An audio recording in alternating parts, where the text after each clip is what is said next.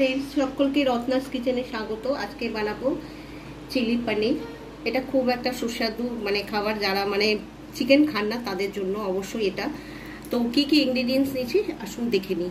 নিয়েছি এখানে পনির টুকরো করে নিয়েছি পেঁয়াজ এরকম স্কোয়ার করে কেটে নিয়েছি লঙ্কা কুচি খুবই অল্প নিয়েছি রসুন কুচি, নিয়েছি ক্যাপসিকাম কুচি ছোট ছোট করে স্কোয়ার করে কেটে নিয়েছি, আদা রসুন পেস্ট নিয়েছি, গোলমরিচের গুঁড়ো নিয়েছি, গার্লিক সস নিয়েছি, চিলি সস আর নিয়েছি tomato ketchup, dark soya sauce আর কর্নফ্লাওয়ার। একটা বোল নিয়ে নিচ্ছি পনিরগুলোকে বোলের মধ্যে ঢেলে নিচ্ছে আর নিয়ে নিচ্ছি আদা রসুন পেস্ট। আমি সামান্য দেব, আবার কিন্তু অন্য সময় ইউজ করব। একটুখানি ডার্ক সোয়া সস নিয়ে নেব আর নিয়ে নেব কর্নফ্লাওয়ার, নিয়ে নিলাম কর্নফ্লাওয়ার। তারপর একটুখানি গোলমরিচের গুঁড়ো দেবো আর নুন কিন্তু আমি দেইনি, একটুখানি সামান্য নুন দেব, একটুখানি নুন দেব আর দিয়ে দেবো গোলমরিচের গুঁড়ো। এবার হাতের সাহায্যে ভালো করে এটা কোটিংটা করে নেব। একটা কড়াই বসিয়ে দিচ্ছি, এবার দিয়ে দেবো সাদা তেল। তেলটা মোটামুটি গরম হয়ে গেছে, এবার পনিরের টুকরোগুলোকে এর মধ্যে ছেড়ে দিচ্ছি। যেরকম ভাবে পকোড়া করা হয় ওইরকম ভাবে এটাকে ফ্রাই করে নামিয়ে নেবো। একটুখানি হালকা করে এটাকে উল্টিয়ে দিচ্ছি। এগুলো ফ্রাই হয়ে গেছে, এবার একটা বাটির মধ্যে এটাকে নামিয়ে নিচ্ছি। যা তেল দিয়ে ফ্রাই করেছি আমি তেলটাকে কমিয়ে নিয়েছি। এবার দিয়ে দেবো রসুন কুচি, জাস্ট ছেড়ে দিলাম কড়াইতে, দারুণ লাগে। রসুন কুচি একটু ফ্রাই হয়ে নেবে, তারপরে কিন্তু অন্য জিনিসগুলো আমি ছাড়বো একে একে। এবার দিয়ে দিচ্ছি লঙ্কা কুচি, তারপরে দিয়ে দেবো পেঁয়াজ,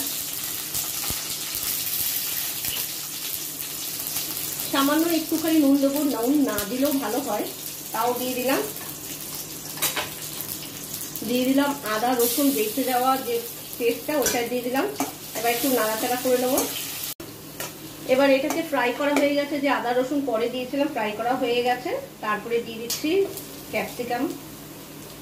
ক্যাপসিকাম কিন্তু বেশি ফ্রাই করব না, জাস্ট একটু নাড়াচাড়া করবো, কারণ ক্যাপসিকাম একদম সবুজ অংশটা যদি সবুজ থাকতেই কিন্তু এটাকে মোটামুটি রান্নাটা করে নিতে হয়। এবার দিয়ে দেবো টমেটো কেচাপ, দিয়ে দেবো গার্লিক চিলি সস, এটা দিলে রসুনের আরেকটু ফ্লেভার, দিয়ে দিয়েছি রসুনের গার্লিক চিলি সস আর চিলি সস একটুখানি দেব, যেহেতু চিলি পনির তা চিলি সস না দিলে তো এখানে কিন্তু ভালো লাগে না, তাই আমি দিলাম। এবার দিয়ে দেব ডার্ক সোয়া সস, সুন্দর করে একটু নাড়াচাড়া করে নিচ্ছি। রান্নাটা প্রায় হয়ে এসছে। এরকম ধরনের চাইনিজ রান্না কিন্তু খুব সহজেই হয়ে যায় আর খেতে তো ভীষণ ভালো লাগে। কর্নফ্লাওয়ারটা বেঁচে গেছে, এটার মধ্যে একটু জল দিয়ে গুলিয়ে নেব। আমি হাতের সাহায্যে করছি, আপনারা চাইলে চামচের সাহায্যে করবেন, কারণ অল্প রয়েছে, বাটি ছোট, পড়ে যেতে পারে, এই জন্য আমি হাতের সাহায্যে করছি। একটু নাড়াচাড়া করে নিচ্ছে, আঁচটা কিন্তু একদম সিমেই রয়েছে।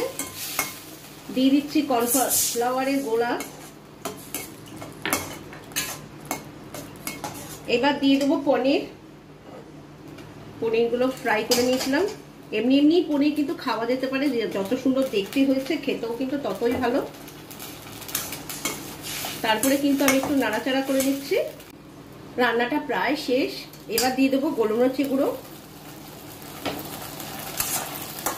এবার নামিয়ে পরিবেশন করে কেমন লাগলো আমার চিলি পনির। যদি ভালো লেগে থাকে অবশ্যই কিন্তু বন্ধুদের সঙ্গে শেয়ার করবেন, আমি কত সহজ পদ্ধতি ভাবে দেখিয়েছি। আর যদি ভালো লাগে তাহলে একটা অবশ্যই কিন্তু লাইক দেবেন, শেয়ার করে দেবেন, আমার মনের উৎসাহের জন্য অবশ্যই প্লিজ এটা করবেন। আর যারা সাবস্ক্রাইব করছেন না, প্লিজ আমাকে এগিয়ে নিয়ে যেতে আপনারাই পারেন। আপনারা সাবস্ক্রাইব করবে, আমার পাশে থাকবেন, ভালো থাকবেন, সুস্থ থাকবেন, রত্নাস কিচেন দেখতে থাকবেন। বাই।